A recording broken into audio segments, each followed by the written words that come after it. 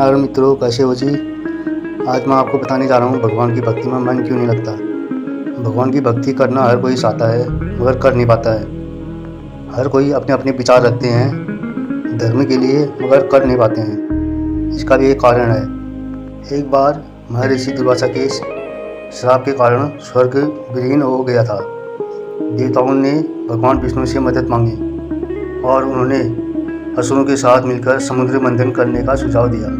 भगवान विष्णु ने कहा, समुद्र मंथन से जो अमृत निकलेगा जिसे ग्रहण करके वे अमर हो जाएंगे। दोनों लालच के कारण कठिन तपस्या करने लग गए। देवताओं और असुरों ने मिलकर मंदराचल पर्वत को मंथनी और वासुकी नाग को रस्सी बनाकर क्षीर सागर का मंथन किया। मंथन के दौरान कई रत्न और वस्तुएं निकली जिनमें से सबसे महत्वपूर्ण अमृत था। असुर और देवताओं के बीच अमृत के लिए लड़ाई हुई और अनंततः भगवान विष्णु ने मोहिनी रूप धारण करके देवताओं को अमृत पिलाया।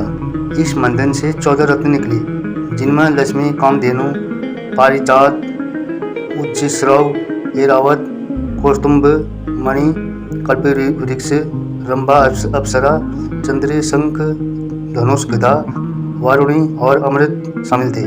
समुद्र मंथन का प्रतीकात्मक अर्थ भी है। यह माना जाता है कि यह मानव मन की गहराइयों और चेतना के स्तर को दर्शाता है। यह संघर्ष, सहयोग और अनंत अमरता की खोज का प्रतीक है। मित्रों, जब भगवान नारायण असुर और दैत्यों को दोनों को मिलकर अमृत पिला रहा था, एक लाइन असुरों का लगाया था, एक लाइन राक्षसों का।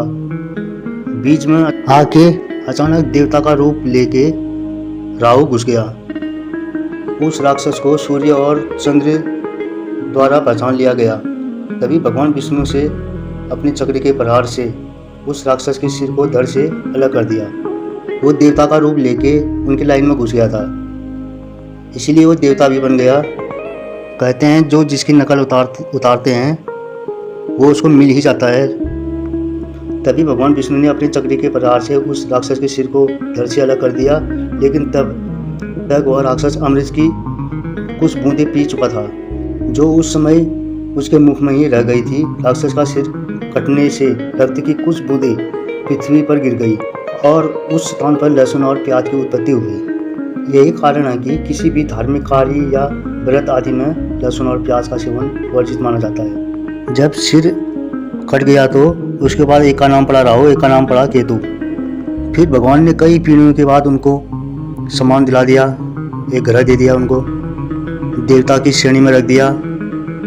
और जो उनके 2 बूंद धरती में गिरे हैं वो हर कार्य उनके लिए करते हैं। अब लहसुन और प्याज, लहसुन प्याज कोई पाप नहीं है, मगर जो इनका सेवन करता है जिस घर में, ये भगवान की भक्ति से भटका देते हैं, करने नहीं देते हैं। इनका कार्य ही वही है।